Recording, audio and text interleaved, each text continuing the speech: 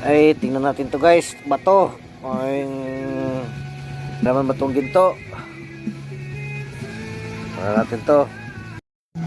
Tingnan natin to guys kung may laman ginto to.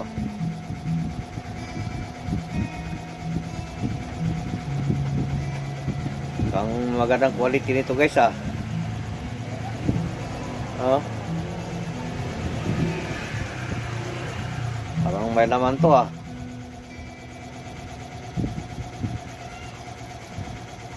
Guys. Tabi natin to baka sakali.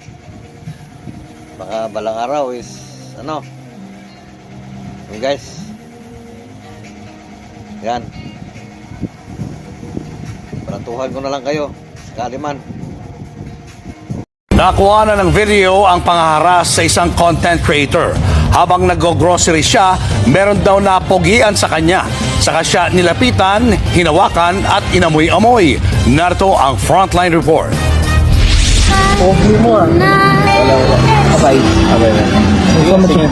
Viral na ang video ito ng isang content creator mula sa Maynila habang nilalapitan, hinahawakan at kinukulit ng isang lalaki sa isang grocery store.